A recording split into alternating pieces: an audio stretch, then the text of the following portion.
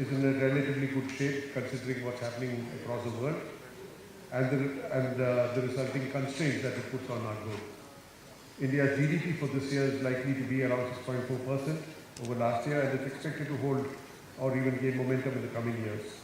India's domestic investment and consumption are adequate for this run rate, but India needs to grow at more than 8% a year if it has to achieve the target of becoming a developed country by 2047. To accelerate growth, it is essential that India unlocks its potential by adopting more productive policies and practices, and also giving a free run to entrepreneurs, innovators, and professionals. Indian economy could use less cumbersome regulations of land, labor, lending, and for business operations. The momentum of investment in physical and digital infrastructure must continue, and industrial policy must encourage world-class products and production for the world.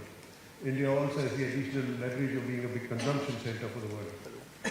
India has plenty of room for raising human productivity while shifting to greater use of automation technologies. At the same time, the foundational issues like good health, education, professional training, and also fair remuneration for India's population are essential to raise both the output and the value addition in the Indian economy. The economy, like I said, is doing okay given the challenging circumstances across the world. But having said that, there is a lot more that needs to be done. The government's recent budget has announced new tax and investment measures to boost growth.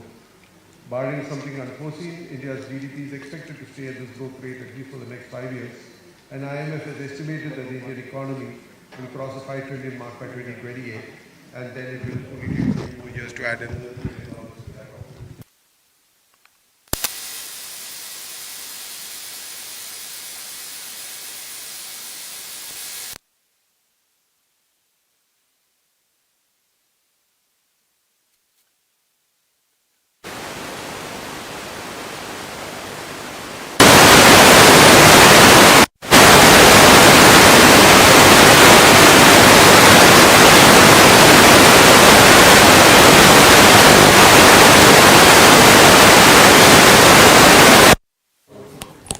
And India's share,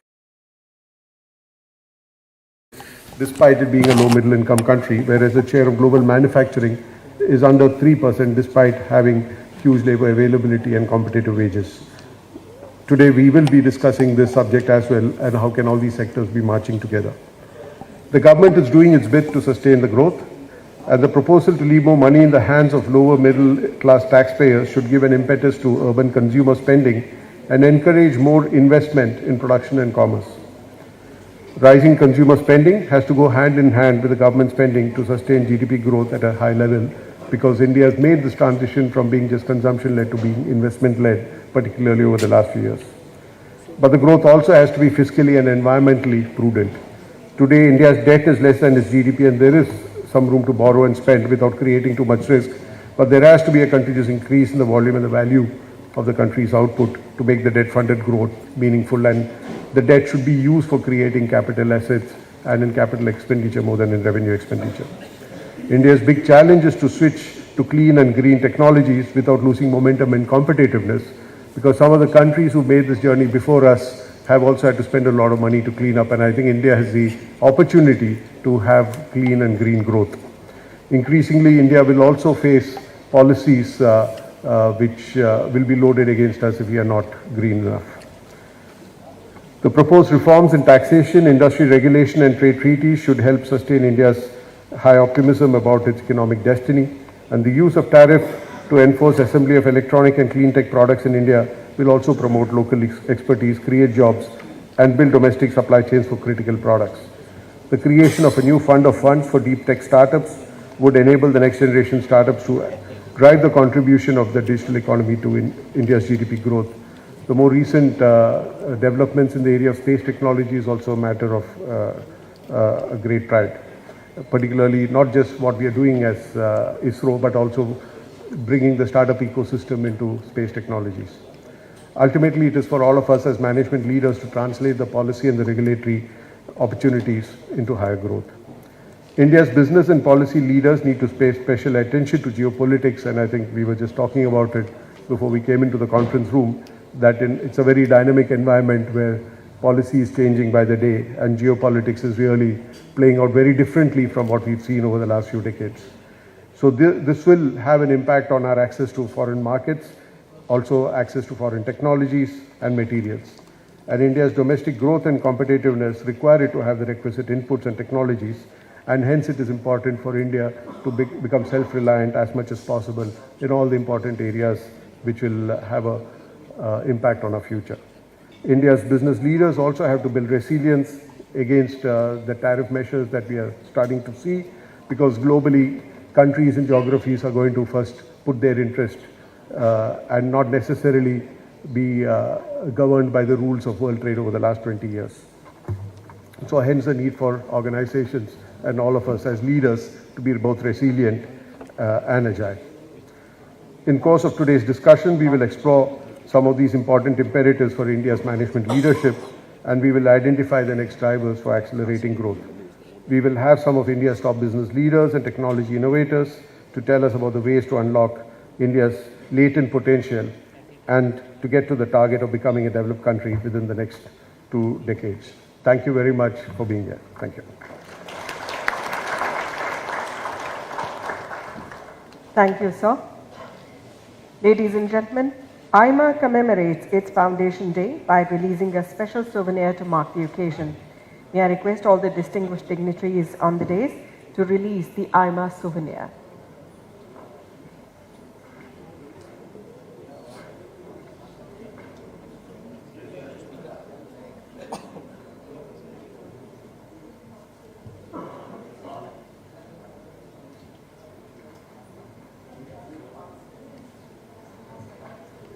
May I request past presidents AIMA to please join us on stage for the release of the souvenir.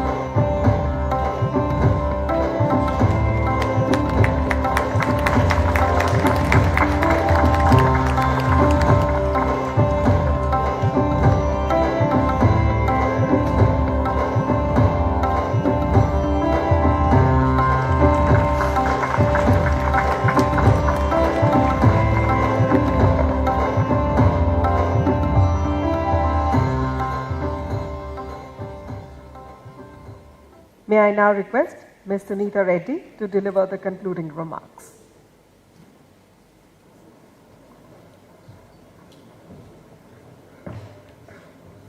Good morning, everyone.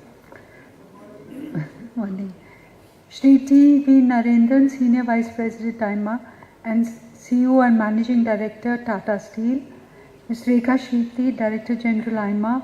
Ladies and gentlemen, members of our Council, it is indeed my privilege to conclude the inaugural address. The theme for our Foundation Day is India Tomorrow. To fully discover what is possible tomorrow, we must understand what happened to us in the past. Not too long ago, we were still a colony, a part of the British Empire, with low literacy, poverty, malnutrition, and a host of other problems. In the history of the world, 77 years is very young. We are much younger than the US, younger than the UK, and even if you compare us with some of the countries in the UN, and yet we have grown to become a world power. A country, an economy, a marketplace, and a soft power the world can never ignore. India, as a young 74-year nation, achieved the unimaginable and overtook the United Kingdom in terms of GDP to become the 5th largest economy. We have continued on that growth path and steadily reduced the gap towards becoming the 4th largest economy. I believe the EU must be very envious of us and what we have done together as a nation. We have the advantage of demographics. The median age of India today is 29. The EU is in the mid-40s. As an author very eloquently put it, he said that India worries whether it might get older before it gets richer. The EU worries whether it will get poorer as it ages even more. With 5.4% growth, India still has a spring in its step and optimistic to reach the 7 to 8% growth over the next decade. India continues to have that ambition for growth and a conviction that this is the time for it to shine. The optimism is evident in many sectors, and since the Civil Aviation Minister was supposed to be here, let me just mention a few facts about how far we've come in that journey itself. Today, if you look at civil aviation, the number of airports has doubled from 74 in 2021 to 150, and the aim is to reach 350 airports by 2047. So it's actually a doubling. India is the third largest domestic market globally, and the aviation sector has grown substantially. It has grown by 15%, 13% is local travel, but 22% is international. We have the right to compete with the global hubs like Singapore and Dubai, and I think this will be an area of focus for India. India has so much to offer in terms of tourism, and I think the government working with the Aviation Ministry has done an exceptional job. Not only have they looked at spiritual tourism, but they've also looked, and I say this with great pride, that they're also looking at health tourism, which is medical value travel with Heal in India. The tourism sector contributes to 5.6% of GDP, and it can do so much more, and hopefully by 2047 these numbers will increase. It also employs 36.1 million Indians, and as part of the growth you can expect a 20% increase in creating jobs. Creating jobs not only for the aviation but for the tourism industry, for the healthcare industry, and for the entire economy of India. Another sector which I am proud to speak about is the science and space, and ISRO, a government organization that has been leading the way in frugal innovation. We are so proud that one of our own spaceships landed on the dark side of the moon, something that a developing country had never done before. In the past few years, we have from IIT, the collaboration with institutes of learning like IIT have yielded exponential innovation. One example of this is Agnikul. There are many, many more, and you will hear about, in the next year, the 3D printed rockets that are being done in IIT. Just last week, they announced an E-plane with a vertical takeoff. These are things that will make travel easier. These are things which is pure innovation. It is an innovation in process, and by doing so, we're still one of the cheapest innovators in this country. So with this, let me say that, that as we continue on this journey, AIMA's journey has coincided with India's journey. Over the decades, AIMA has been a key catalyst in dramatic transformation of Indian business and management. To quote Charles Dickens, it has been the best of times and the worst of times. And to go back to the Chinese saying, it has been the most interesting of times, where there has been geopolitical change, but still growth emanating from India, which makes the world look at us with respect and will continue to do so. But we do believe that to unlock this potential, that India has to move to the next level. Our investment in research and development is currently less than 1% of GDP. We need to take it to 3%, and I believe the private sector must partner with the government to make sure this happens. We have registered over 1,000 patents in the last year. but I think the potential of Young India, the collaboration with Wise India will make sure that research, innovation become the key. Over the next few sessions, you will hear from Niti Aayog, you will hear from Nandan Nilekani on how far we've done with digital. And as again, comparing ourselves with Europe, Europe has 27 countries, India has 28 states, but still we have a common currency, we have a digital system, Aadhaar, that works across India. And more importantly, India, as we have this dialogue on the states and the country, it is more than the sum of its parts. And this is really what will continue to keep us growing. So we're not competing with France, we're not competing with Germany, we're competing with the EU. And that is our long-term vision, that in India itself, that we can create an economy that is as strong as the EU, and I'm sure that we will continue to do so. I would be failing in my duty if I didn't thank Naren. Naren has always been there. He brings wisdom, knowledge, experience to AIMA, and thank you, Naren, for your words of wisdom. And Rekha, thank you for curating a very interesting series of discussions for us. You and the AIMA team and AIMA leadership, including our senior members and our past presidents, have managed a coup of sorts with bringing exceptional talent to present to us on this very special day.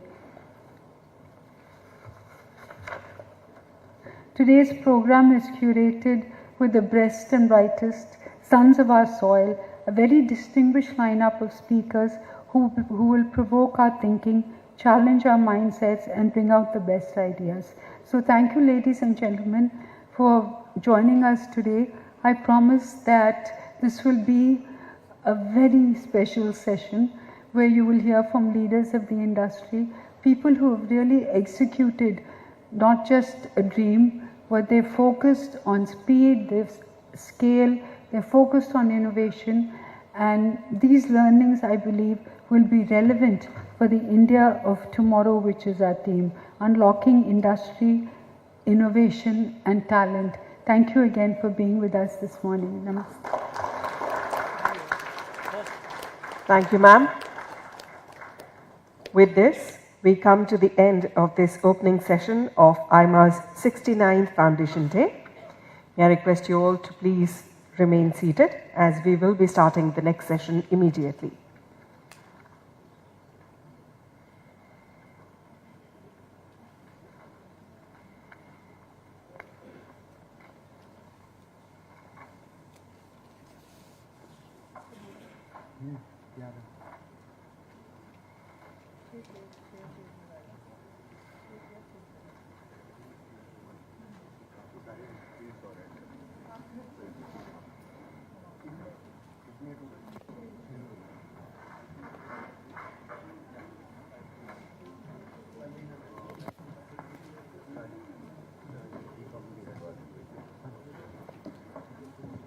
Please remain seated and please do bear with us while we are getting the stage ready for the next session. This will be our second session of the day, which is a panel discussion on becoming the pivotal economy, the to-do list. So let's take a look at the poll question for this session.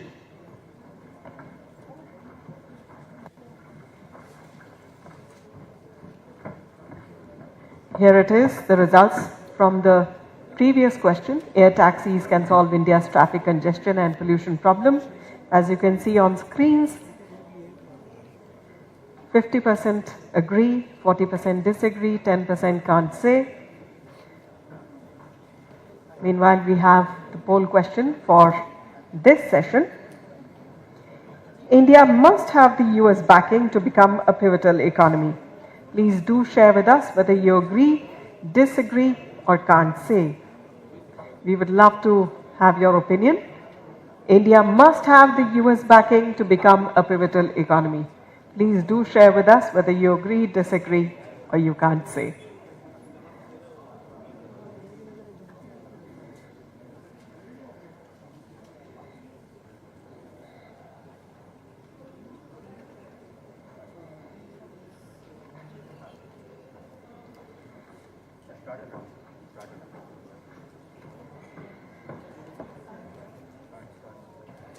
May I now invite on the dais Mr. Sunil Kant Munjal, past President AIMA and Chairman Hero Enterprise, Mr. Nikhil Sani, immediate past President AIMA and Vice Chairman and Managing Director of Triveni Turbine Limited, Mr. Vineet Agrawal, Managing Director, Transport Corporation of India, Mr. Yazdi Nagpurwala, Chief Executive Officer, KPMG in India, and Mr. Sanjay Singh, Executive Director, Strategy and External Relations, Jindal Steel and Power, and the moderator of this session, Ms. Navika Kumar.